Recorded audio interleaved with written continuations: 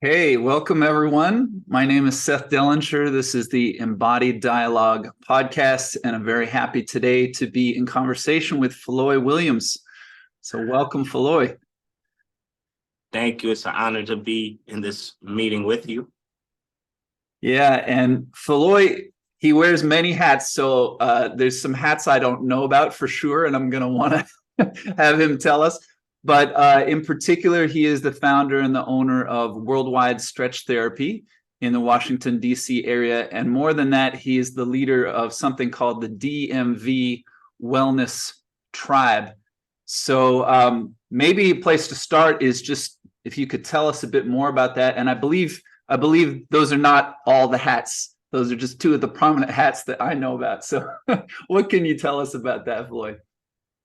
Well, thank you for the wonderful intro. Worldwide Stretch Therapy all began when my wife got into a car accident. She was pregnant unknowingly at the time and happened to total her countryman Mini Cooper. So that was pretty, devastating in itself. But, most importantly, just being concerned for her, the concern of her health and well-being, it was the priority, of course. So, she was feeling discomfort, and we tried the physical therapist, we tried the chiropractors, physical therapists, I said that already, a massage therapist as well. And it just, nothing seemed to work, to bring her the relief she was looking for. But she tried stretch therapy and came home and said, honey, I don't know how we'll be able to pay for this service, but it's helping me out so much. So I saw how much it costs and decided it would be a great investment to actually take a class because they were offering a certification at the time for stretch therapy. So I decided to take the class, get certified. And around that time is when we realized that we had a baby that was coming on the way. And luckily, right a month before he was born, I was able to create Worldwide Stretch Therapy. I dove right into it right after I got certified and decided to, start a whole nother journey of entrepreneurship. I guess you could thank my son for that because, it's just, he just put something within me that made me not want to work for anybody else. So, and by having that journey of entrepreneurship, I was then able to be free to be in his life while still being able to take care of, my family. Of course, it was a hustle, and bustle along the way of learning how to market myself and, get the skills to the point where people would want to call me back. So, but thankfully, I was able to sustain it. And now I'm at a point of scaling the business. Yes, indeed. That's And quite a I story. realized, oh, thank you. Thank you. Yeah. I realized that it was like pretty difficult, like, just figuring everything out, as an entrepreneur, as I'm sure, like I never went to business school. I didn't know much about the ins and outs. There's a lot of mistakes I made that I wish I didn't make at the beginning. So a year later, I decided to not only celebrate Worldwide Stretch Therapy, but I wanted to provide an opportunity for other people like myself who are entrepreneurs who share a passion for spreading wellness to get support, so that they didn't, hopefully I could save some people from, again, making some of the mistakes I made along the way, or show them a way where, they could just, get things done faster, more efficiently.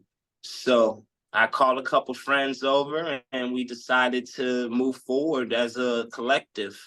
And that sparked the DMV Wellness Tribe. And since then, we've done numerous events.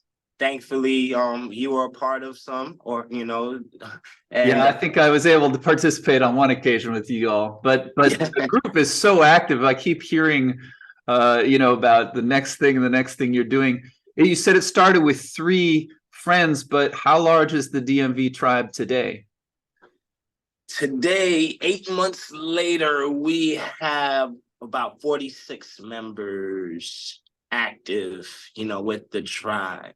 Right. And Wow. yeah, I am grateful because, there's tides when it comes to collectives, and just luckily when I have these events, there's just enough people that always make it out to make it an event, so with that being said, I'm just grateful for its sustainability thus far, as well as just the the numerous opportunities that we have of making the DMV a healthier place.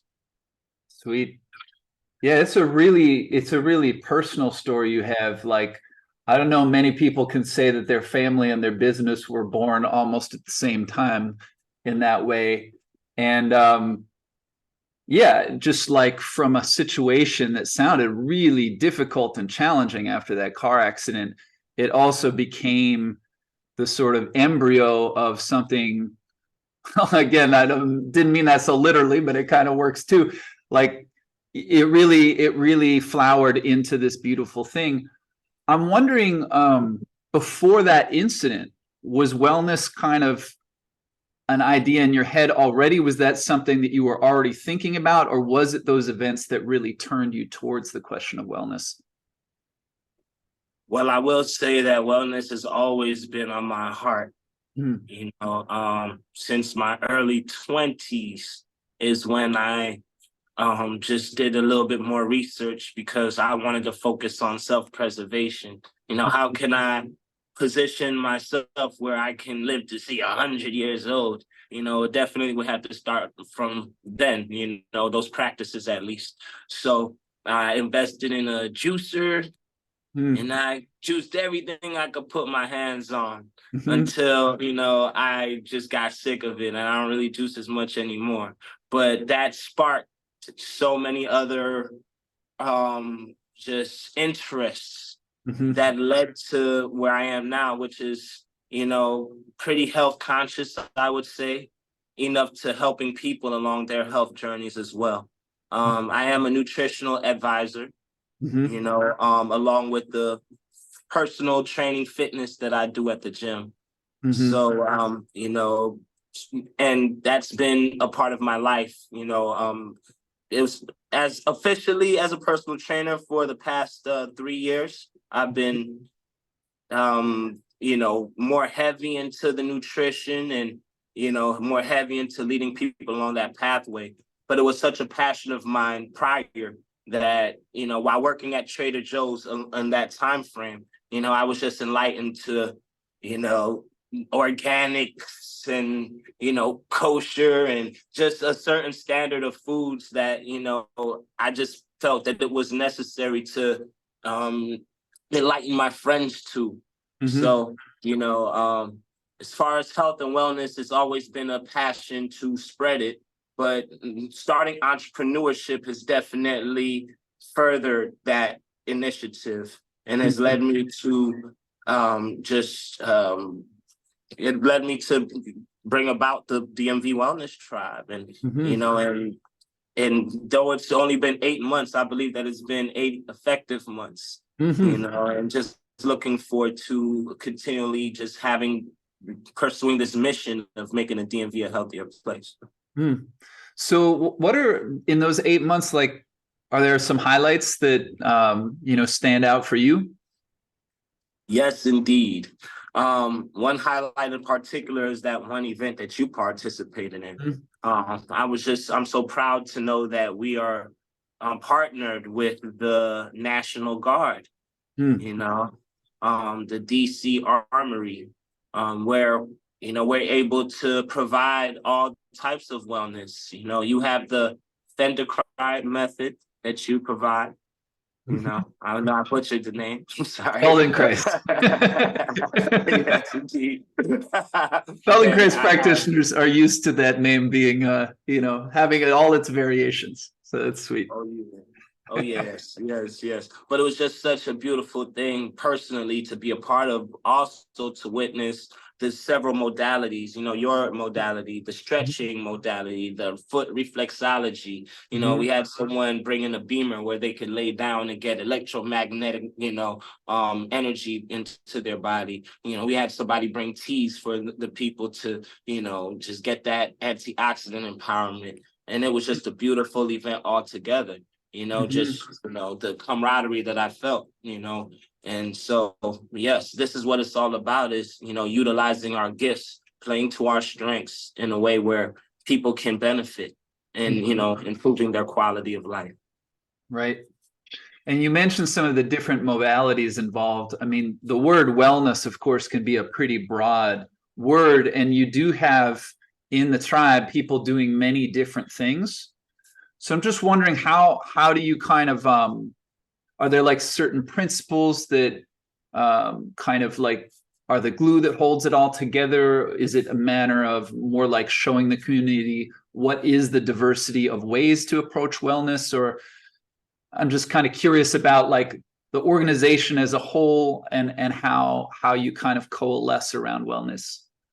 Great. So the idea is us being the one-stop shop for all your wellness needs. And though we don't have it present yet, I definitely envision there being a catalog available for the community where they can, if they need stretch therapy, if they need to get massage, if they need nutrition, mental health, financial, the wellness is just so vast, the wellness is so vast that, I just believe that, there's room for everybody who has good intentions for the world. So I'm totally embracing to people who has one way or several ways of being able to make the world a better place. And the whole point is finding the best that we can in our community and providing it for the community. And that word community is big. You said you didn't go to business school, but what I see is that you are very much a community person. That just seems natural. You mentioned Trader Joe's. I saw on Facebook you had a video the other day when you were working there and you jumped up onto this pallet of, I don't know what, something from some Trader Joe product. You jump all the way up on top and then you're like, what's up? And we have a mutual friend that we realized after we got to know each other a little bit, and she just knew you because she used to pass through Trader Joe's. And, a place like Trader Joe's, you wouldn't necessarily get to know every single person who works there, but you're the kind of person that in that job, you were already, I think, really consciously making connections and like getting to know people. So yeah, I just like when I knew I was going to talk to you today, I didn't know what we we're going to talk about, but like I kind of had like community as like a key theme that I always associate with you. Wow. Well, I would like to say that community is where my heart is, and it's all about unity, and I think that love is that thing that unifies us all. So that is my love, my superpower, is utilizing my heart, the love that I have and just trying to just bring about positive change in the community. And that has led to my life being what it is. It's just, I could look back and being so proud of my dealings with the community. For the past 9 years, actually, I've been very active in establishing several events on an annual basis. These events include school supply drives, pool pizza parties, block parties, and one we have actually coming up next month is a Christmas gift drive. And I've realized that creating these experiences for these children have been so powerful. It's like they have something to look forward to, and not only that, but the sense of value that they feel from these experiences. It's just I mean, where else can you get that other than from the community that you're growing up in, where some of these children don't have both of their parents home, and even Right. still, I mean, one thing that alerted me was how they would just be roaming in the community with nothing to do, Mhm. So I've realized that, yeah, there's a lot of inactive authority, and that places children in a position where they take authority themselves, and Right. put matters in their own hands, which is not the way to go. So, not only providing these events, but being there, being present, you know, I mean, not as much now because, of course, I have, my family and a business. But Mhm. prior to that, I was definitely deep into the community, Mhm. and that is being able to even look back on that and realizing that has led up to the events that we have now and the impact that we have now. It's just, it's even more motivating to just keep on this path. Mhm. Yeah, and when you started talking about the situation of the children in your community that you're looking at, and you use the word love, and I remembered something about what's the Greek word for love? I think it has something to do with your name. Is that Oh, right? definitely. As you know, Phil is Greek for love. Like Uh-huh. Philadelphia is a Greek for brotherly love. Right. I mean, so that Phil in that is the love part. Uh-huh. And wasn't there and Loy? Oh yeah, Philoy. Loy is Greek for strength. So my Uh-huh. name means love and strength, or strong love. So, Yeah. of course, as I said, that's one of my secret powers a lot of people don't know about. Right. So there Yeah. was something even when you were born that your parents gave you that maybe had a certain motivation. And just coming back to what you were just talking about, you know, kids who don't have, who basically end up being their own authority because no one is there. Um, this seems like something that has been really important too, because I remember you also had a story about must have been some epic birthday party when you were growing up, but you shared with me on one occasion that we were together just about a whole range of experiences growing up that also like you saw the different pathways you could go. So we're finding out the pathway you ended up on, but there were many pathways, and I guess you're seeing that for these kids too and trying to orient them. But I wonder if you could talk about just whatever might be relevant to this question of wellness today, but based on your earlier experiences. Wow. Well, my parents, I have to thank because they, they taught me wellness. I grew up very happy, Mm, very trusting mm, because I had a happy, trusting environment. mm.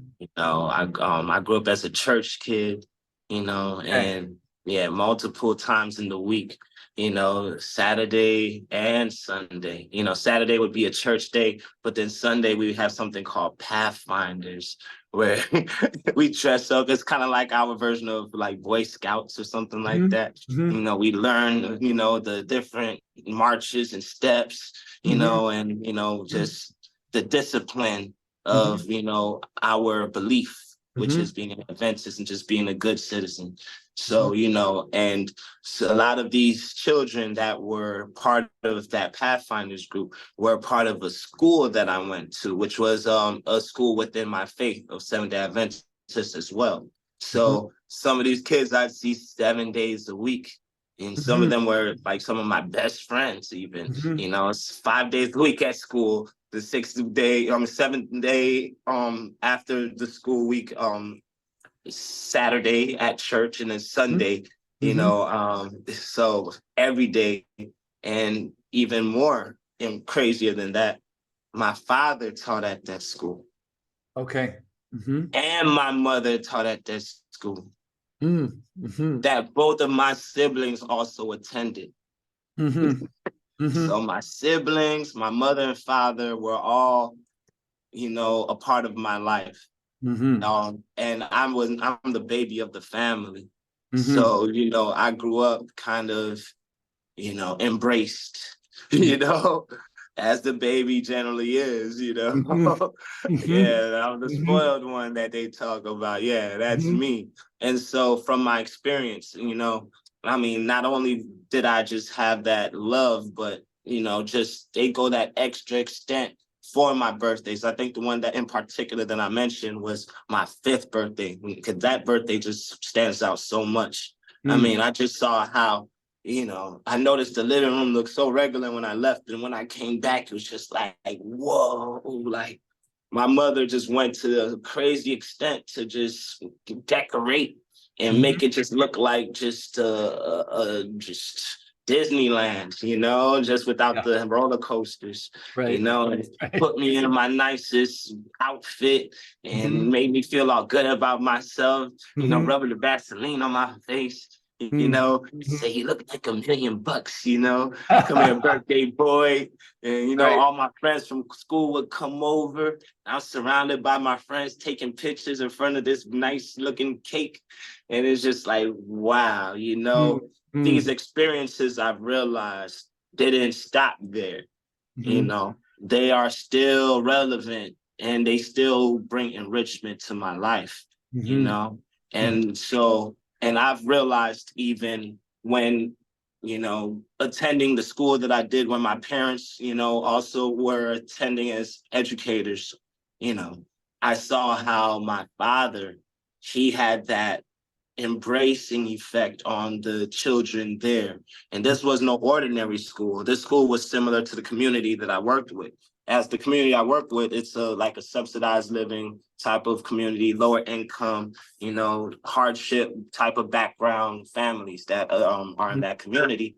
Well, this school was, you know, though it was a Christian school, it was in Cleveland, Ohio, you know, consisting of most of the inner city kids, you Mhm. know, but their parents realized that, okay, the public school is dangerous, you know, so at least it would be less dangerous going to this elementary school that's still, you know, pretty, you know, there's just many of those inner city kids attending, so you never know still.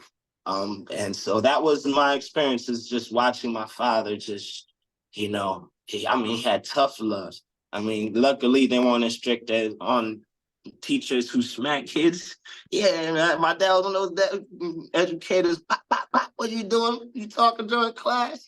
Mm. Shoot, he threw a piece of chalk at a kid one time and busted his lip.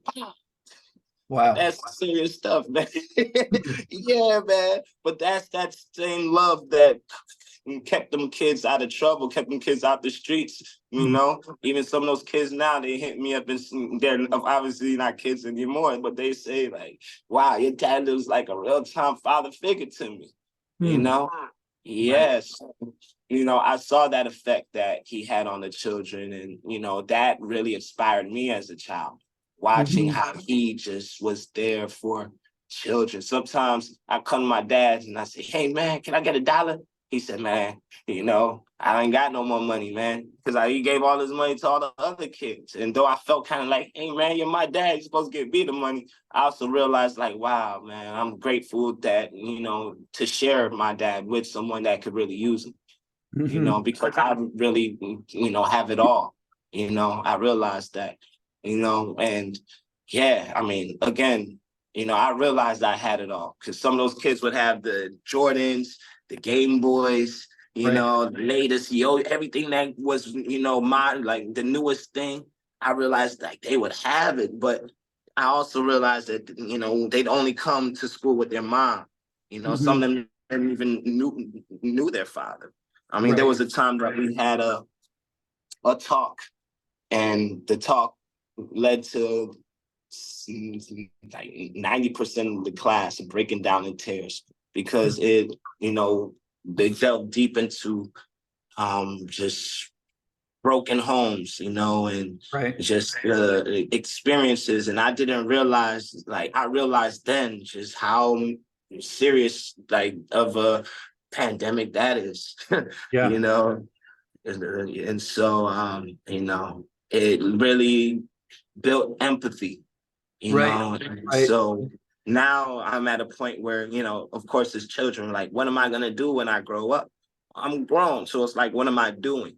You know, and Mhm. my philosophy is is you're either a part of the problem or you're a part of the solution. So if you're not doing something that is a part of the solution in this world, then you need to check yourself, because you very may well be a part of the problem. Mm-hmm. Yeah, that's a powerful story. And what I'm hearing is a kind of a idea of education that I'm sure that the math and the reading was there too, but what you're talking about is a kind of a life education. And especially with the young people, and I really hear it in the story, both of your mother and your father. I don't know if this is a word that you use in your church, but like the Christian idea of agape, that it's like, it's actually, because if you take a little child, like they're totally helpless, right? They're not really a person yet. And like you love the little baby, and they smile sometimes, but half the time they cry and they yell, like they don't yet give anything back really. But if you continue to love that child, they actually become a person. And that's kind of what I'm hearing in this story, is like giving without an expectation of a return, but that is at the same time, there's a piece of the story, like you're talking about all the kids who showed up, who didn't know their father. So that there's kind of a like, I want to say there's like it feels like you're seeing a deficit in the world, and at the same time through your family you were seeing a little bit of what it means to come in and fill in the gap. Is that a fair way of putting it? Indeed, indeed. And at the same time, that awareness grew stronger as I grew older, because I realized that I wasn't only a student, but like I grew to be an exceptional student. And so and my dad was my teacher. So, you have a father, teaching his son, and, his son standing out where his father's like so proud and giving his son favor.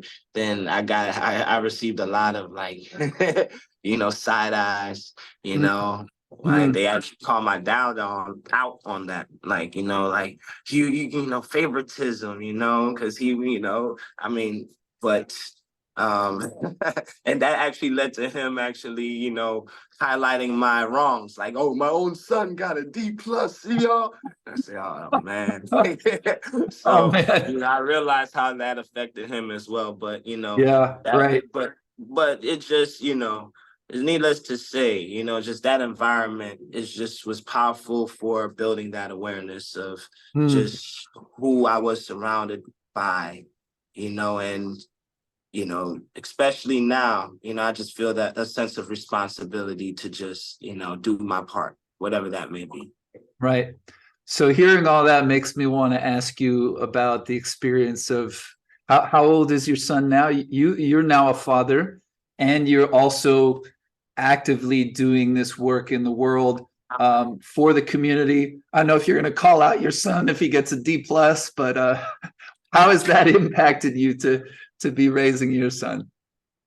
Well, it impacted me in a way where I would love my son to first off know love, to be loved first. Like you said, we form them, we shape them with the love that we give, but also encourage him to love himself.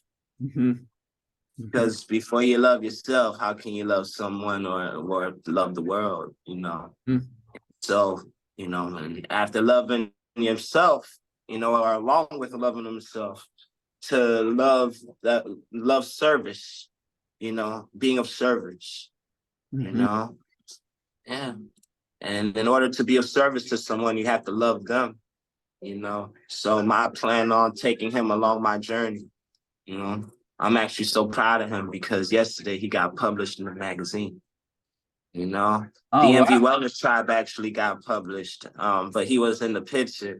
And Oh, I was just sweet. so happy. If you want, you could check it out on our WhatsApp page. I posted it yesterday. But this is what I want him to look back on and see, is the different things that was happening, that I've been involved with, in making the world a better place, to hopefully inspire him to, find his way, whatever that may be. I won't be too much in his ear of what to do, but I at least want to just encourage him to find something, solution based, Mhm. and while still being an example, Right. Right. And when you're doing some of these, like the drives for the school supplies or these block parties, and you're seeing young people out there right now, like what are some of the things you're seeing that relate to, the mission that you're on? Maybe some of the things that you're concerned about, or what are some of the opportunities? Well, the more I do it, I mean, of course, this is the 9th year, Mhm. so, I've had year in and year out, it never gets old. That's why it just keeps on going. I realize that, I feel that I'm not doing enough, and that's why I'm adding events.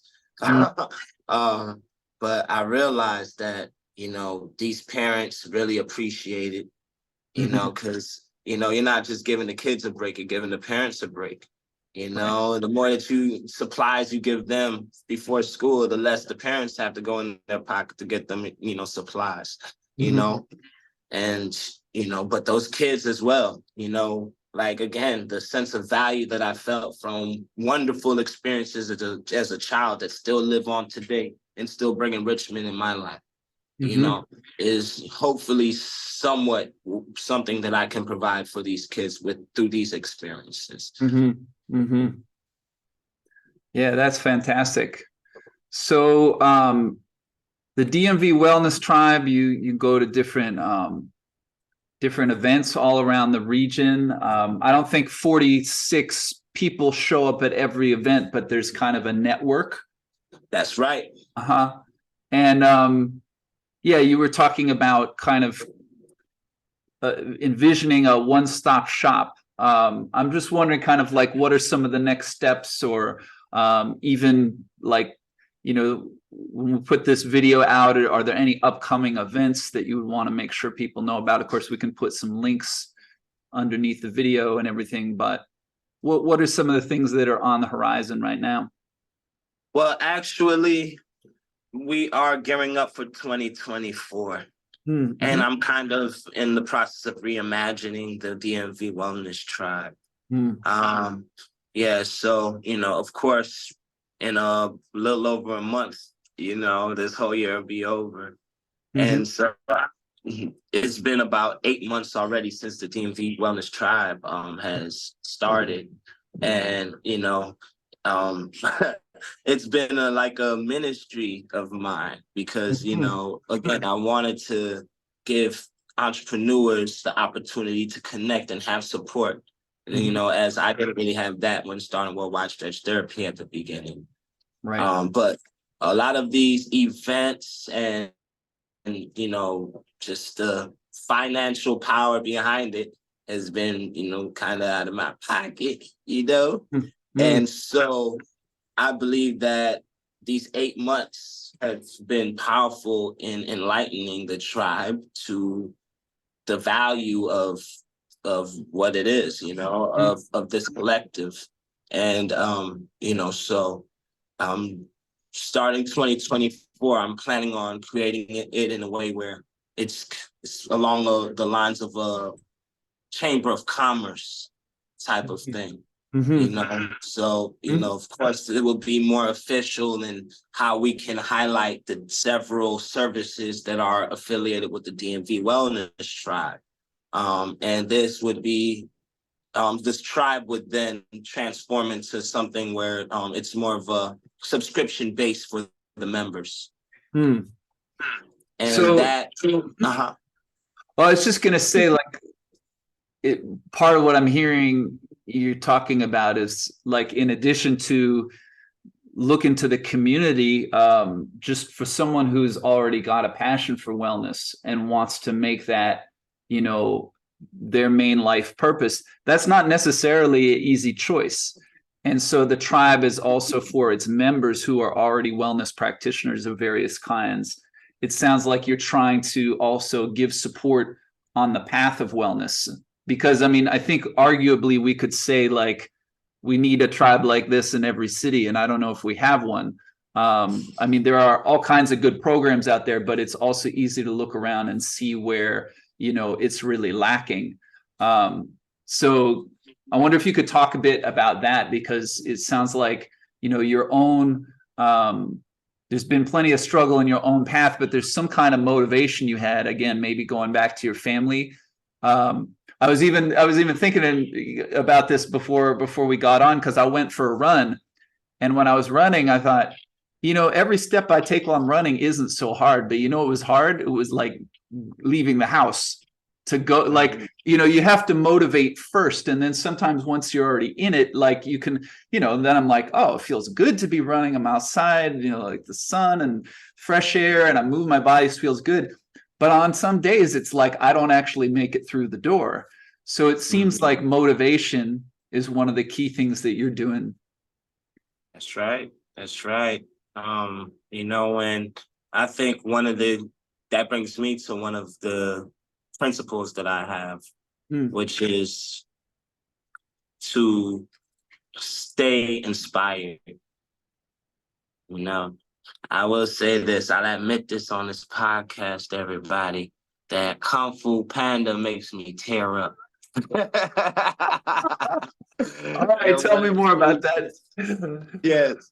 One of the Slow down reasons on the Kung Fu Panda story. I'm telling you, it's just so like inspiring. This panda, you know, who seemingly just messes up on everything. He's sloppy, man. Just, you know, once he just realizes like I could do anything, you know, and just gets that level of confidence, he's just like, yeah, like, you know, you can't touch him after that, man. And it's just like, you know, it resonated so deeply with me, because it's like I am Kung Fu Panda, man. You know, yeah. And so, and I'm telling you, that same day I ran outside to play basketball, and I was making all my shots like, fuck. I was like, oh, I don't generally do that, but that confidence, you know, no matter where you get it from, you find that inspiration and allow it to make you a better person. Don't be afraid of growing in your inspiration, or growing in inspiration from someone else, you know? Right. So that definitely makes sense, but I kind of want to like just ask you again. So if the, like, for sure, when I feel inspired, I'm inspired, and I'm probably going to make more shots on I don't play basketball, I'm talking about, but you know what I mean? Like, I get that. I get you. And yet, what about the day when you wake up in the morning and you're not inspired? Like, is it just a matter of you think back to, like, I don't know if you use the Kung Fu Panda, but you, like, how, or you're with someone else who's not inspired? Like, where does that come from? Because, you know, life can be hard, and I know, you know, that you've been telling me all about it, but it strikes me this is actually at the heart of wellness, is like being able to regenerate, you know, again and again. Because it's not just like I went running today, it's like I got to go running, you know, several times a week, and do it next week as well. Like, what about those moments? Well, I will say that yes, life is a roller coaster. You know, it's like it can hit you with some unexpected things. One thing that I personally like to do is just get quiet, you know, just allow myself to rest, you know, rest my mind, because, you know, oftentimes runs a lot at those moments, you know, and just rest my body, just take things easy. Even if I can't rest my body, I'm just a little bit less talkative, you know. Oftentimes I'm very transparent, so people will often notice, like, Philoy, you okay? Just like, hey man, you know, and I'll be honest with them. It's just, you know, just going through my moment right now, you know, whatever the case may be. You know, and I think that's a sure way to get through it, is just being honest with yourself and realizing that it's okay to, you know, have low moments. You know, we're not made to be, you know, skippity dippity all the time. I don't think, you know, as human beings, we're going to have highs and we're going to have lows. But you know, I believe to, you know, find ways to find strengths within your weakness. So it doesn't really seem like a weakness. So though you say, say low, I see it more as a time of contemplation, a time of just relaxation and rest, Right. just finding ways to kind of transform it so it's not as bad as it can be, Mm-hmm. And I will encourage everybody to do that in their own way, is find a way to, find the silver lining, however way you can and hold on to that. Mm-hmm. Yeah, that resonates with me when you said just being honest with yourself, because I think what can happen is like if we think I'm supposed to be like that's one way I could do it. I'm supposed to be inspired all the time. And then when I find one day that I'm not, or something difficult happens, I could get totally demoralized. And then I could say, no, you're supposed to be inspired, but I'm not being honest with myself in that moment. Whereas like, with the kid, if the kid is not feeling good, we could say, oh, I see how you're doing. You look a little down, like what's going on? Or we could say to the kid, come on, like you can do, like, I mean, it's this fine line. Sometimes people need to be encouraged, but I think it's really important when things are difficult for us to just be able to really give that space, which is what I hear you doing. I don't know if you even have anything like this, but like for me, one of the things I've learned in the past few years is a kind of an inner dialogue that you do.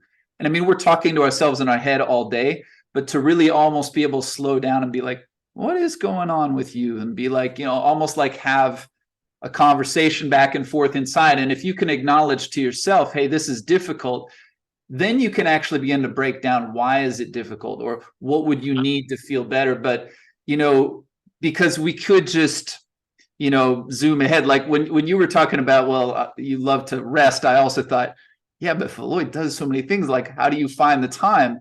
And so even like organizing my time is a part of wellness. Like, because it sounds like you have a big mission, but you could easily burn out if you, overdid it.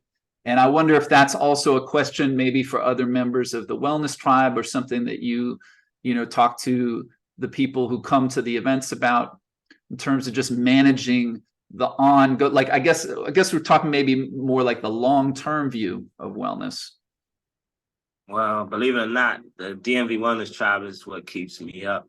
No, like I couldn't be able to survive this long without the people there, who have been active and showing me that this is worth something to continuously pour into. And I'm realizing that this is well worth it of a journey, not just for, just realizing that I'm doing good for them, but the good that is done for me, the enlightenment, just the opportunities that we've had to just, grow and share experiences together. I'm not going to say the name of the person, but, it got so real the last time. Like, she bursted out crying in our little conversation. We were in a circle, and, she, out of everyone else, she got very personal and, from a result, cried. And we all like rushed over to her to console her. It's like moments like those, it just makes me realize like, wow, the tribe needs each other, Right. and the more that we build on this and the more of that organic energy that we foster, the more like, breakthroughs that we can have, because chances are she needed that release. Exactly. We Yeah. need, we being here for health and wellness, that really speaks volumes, because the world really needs it, so not only another, idea that I've had with the tribe is like wellness starts with us, that we spiral that into the world. So we can do this amongst ourselves, and cultivate this form of a bond and camaraderie, just imagine how, that can just continuously have the impact, as we continue to grow within the community. Yeah. Yeah. What I like about that story is like, it could be difficult to show that level of emotion in front of other people, but as soon as you do it, you know, if the people really care, it's like they see more of you than they would have seen if you were trying to keep it in. And then that just kind of calls on the humanity of everyone else. So that makes sense to me what you're saying about, you know, the wellness tribe, like the wellness begins right in the tribe. And then if you have that kind of a bond and that kind of a sense of, you know, I got your back, you got my back, and we're all here, then you can go out and it's a lot easier to, I think, transmit that. Because my sense, you know, just in my own experiences, is there's a lot of things we can learn as individuals, you know, but in the end, like to think that we're going to be totally self-reliant, or I got this all figured out, I don't need anybody else. That's actually a real dead end. You know, and there too, there's like a little bit of, like, there's times where I can ask too much of the people around me, but we can also learn, you know, this level of vulnerability that you're talking about, where there's just a more of a sense of like, it's okay to be human. We don't have to be, I don't know, perfect in some way. So, Well, I will piggyback on that by saying that I've never really, you know, aspired to work with people that are like, you know, in my age group, my peers, though the tribe is vast from like, you know, the teens to, you know, 70s, you know, but, you know, this was a step for me, you know, mainly, you know, because I'm a very trusting person, you know, and so, you know, kids are pure, you know, I love working with kids and, you know, dealing with them. So that's where I would place a lot of my energy. You know, the elders, what do they want from me other than their time? You know, a little bit of, you know, that care, you know, and showing, you know, just being there for them. But, you know, like generally from your peers, it's like, you know, you deal with, you know, energy that you probably, you know, don't really, you know, prefer sometimes, you know, it's a lot less in, you know, in your control. So that was a breakthrough for me to say, hey, man, let me actually open the door to, you know, my peers. And that, you know, definitely has led to shaping me for the better. Of course, I've dealt with, you know, people saying, you know, hey, Philoy, I don't like that you did this, you know, and I don't want you to go forward with this. And, you know, I felt perfectly fine going forward with it. And that ended up, you know, creating friction. And from, you know, friction, you know, it led to, you know, that person leaving the tribe, you know. And then recently I'm getting, you know, contacted, you know, that person saying, hey, Philoy, like, you know, I really like the way that you dealt with that situation, you know, and even provided opportunities for me to continue to build, you know, and it's just like, wow, like, you know, though it could have been, you know,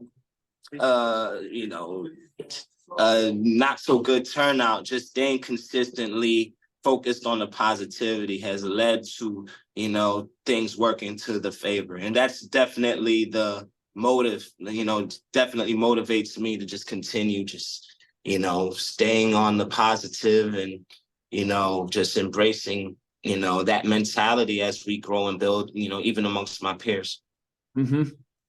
Well, you definitely keep it positive, man. That's like throughout this conversation and every other time I've been around, and I see that just in the like different online communications between the tribe, and you're constantly encouraging and reaching out, and you know, like trying to get people supporting each other more, and so it's a real inspiring, you know, way you have about you. So I really appreciate that.